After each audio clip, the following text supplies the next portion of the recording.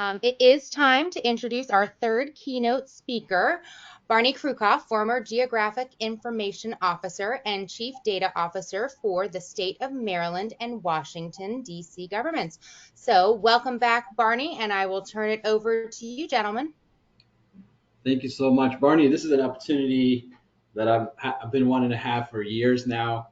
Um, I really appreciate you coming in, not only participating in this keynote, we're going to call it keynote interview because Barney and I talked, and what would make this interesting and lively is a little more of a less PowerPoint and a little more conversational style interview from me to Barney. So with that, I'm going to throw out one of my first questions at you, Barney. You ready? I'm trying to warm you up, but your microphone, is it on, Barney? It's on. It's on. Can you hear Okay. me? Yeah. And I thank you always for putting this together.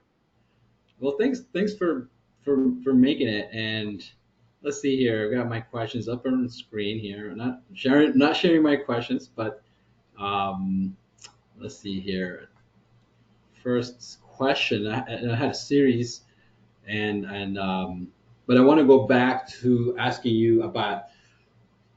I think everybody knows you've been in Maryland government, you've been in private sector, you've been in DC government, and when you and I were talking a few weeks back about the idea of having this and talking about the history of innovation in DC area, DMV, DC, Maryland, Virginia, it occurred to me you've been in the DMV geospatial history way more than I'd known you, and and I wanted to take us back. When did you get started as the first part of this, and then we can get into some of the Okay. technicalities. Um, When did you start? 1991, I graduated from Georgia Tech with Master in City Planning, and I was hired by National Capital Planning Commission to do city planning and GIS, which they didn't do.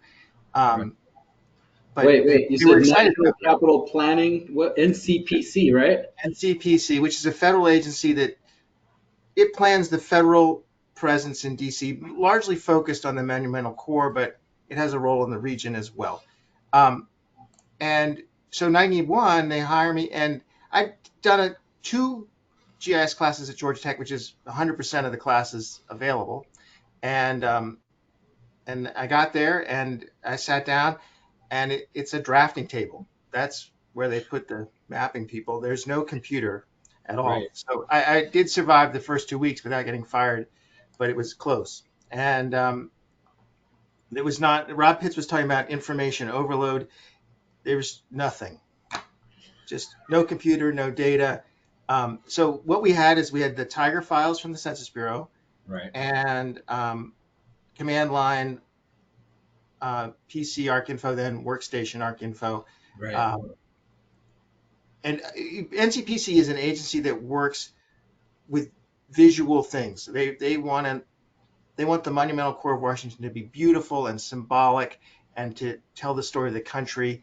And you can't do that with a Tiger file, right? It's ugly. Especially back then, it was 1 to 100,000. Like instead of having the tidal basin be this beautiful semicircles, you would have It's an octagon. sort of an awkward triangle. And the bow tied architects I worked for just they looked at the command line, they looked at that, and they left. So we had to get better data, and to do that, you're going to have to work with people. But you also got to remember this is 1991, and the DC government is not so gradually going bankrupt. We're kind of more famous for murders and crack cocaine than good government in the early 90s. Yeah. And it gave NCPC a sort of unique position and me a unique opportunity because there weren't people older than me who knew anything, and the DC government had the need, but it didn't have the capacity to focus or to organize or to contract. So I was able to go around to different agencies and sort of sell the idea that we could work together and do this. NCPC couldn't do it on its own. Right. And you had to take a projector with you. People that hadn't seen projectors, and I had to have like a granny cart with this giant Epson projector that sounded like a jet engine, and would go around, and my pitch was that GIS is the combination of computer database to organize your information and the power of a map and the magic of a map to see it. But all I could show them was the Tiger file. But talk about regional cooperation a little bit. COG digitized the squares of Right. DC.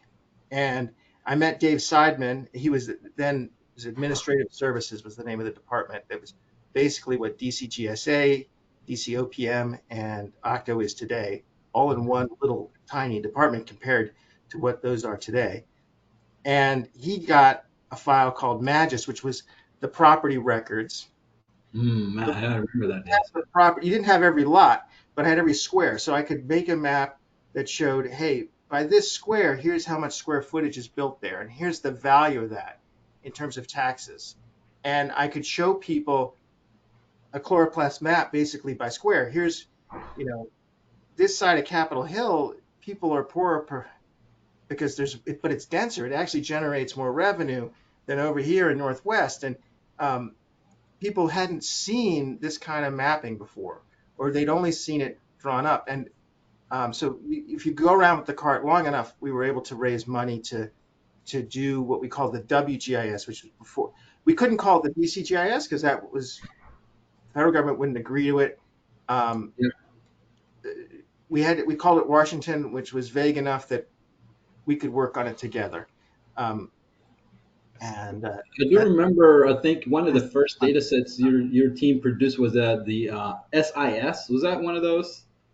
There was a guy named J.D. Troyer, Ty Troyer in DPW, and he was one of it's really the three of us. We were a pretty odd couple. So J.D. was near retirement. Dave Seidman, you knew, he was always near retirement, even though he wasn't going to retire for another 15 years.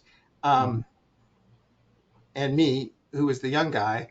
And it was the three of us who got together the money to do the first orthos and planometrics. And then SIS was the street inventory system. Yeah. And Ty's angle was, and I told him we could do it, was we would tie this to the center lines and it would work. And he'd be able to see his data, which sort of happened. Although this SIS is pretty complicated. Right. The actual SIS, I do remember having to decipher the DBase4 and Clipper code on that. And we're going to move past that here. But, pretty quickly, you were in private sector again. And how did that influence your transformation? So I mentioned DC government was pretty dysfunctional, and that was key to my role at NCPC. They needed me because DC couldn't do it itself. But then the control board came in. They hired Suzanne Peck. Tony Williams comes along. Octo becomes a thing. Dave Seidman moves over there. Then Vicky DeFries comes. All of a sudden, DC doesn't need one guy at NCPC to do this. Yeah. And it's clear that, when Jeffrey was talking, DC's proud. They want to do things themselves, and they don't want the federal government leading where it's not necessary. So it was time for me to move on and actually go work for people that I could learn things from rather than claim I'd taken 2 classes and I was the expert. So I went to Baker, and luckily Seidman and then Vicky would hire us back. We worked on the QC of the planometrics. We worked with Martha Wells and she was our sub, and we built the MAR. We did QC of the property map. So a lot of the fundamental data we helped with, and we helped with the DC Atlas. Well, that was our lead. And there's something called the Citizen Atlas, which Vicky led and was really ingenious. But we had workers on that. So we got to work on some really good projects during that period in this region. We also helped Fairfax County and some other regional folks. So you were in the whole DMV, and that's what I was trying to get at. So you were in DC, you were in Virginia, you were in private sector, but you also, over time as that program was built, and you became, I think initially the director of GIS, but also the GIO and chief data officer for DC and several jurisdictions. That's a good story. So what's the difference between a GIS director and a GIO? Nothing. except that as we started calling it GIO, but it's a funny story because I Anthony Puzo got us a presentation at the executive conference at the at the UC for my boss, who was Brian Sivek at the time, and I prepared his speech, and it was well received. And at the Esri UC, everybody was talking about GIOs. So he took me out to dinner later, and he literally picks up the knife off his table, and he taps me on the shoulder, and he says, "I dubbed ye the GIO." So after that, I went back and changed my business cards to GIO, and it's the exact same job, no raise, but it was fun. I love it because I do remember when there was GIS program manager, GIS director, and then there was GIO. Simultaneously, different organizations would have that same role, not Right. GIS manager. But I think I was the only one dubbed with a knife to get it. Okay. Um, I think we still have another 5 minutes here. Just checking in with Lucy. How are we doing with time, Lucy? Because Barney and I could go on for an hour or two Yeah, here. I mean, yeah, if you only give me 5 minutes, you got half a question left. So go. We're good to go. All right. Well, Well, technically, yeah, you have about 4 minutes, and then we're going to take a quick break before we jump into the other panel. So make those 4 minutes worth it. we're gonna make it worth it because really, Barney, you've been in the DMVGIS. You are the DMVGIS in many ways for the last since 91, 90, and through today. Still part of the community.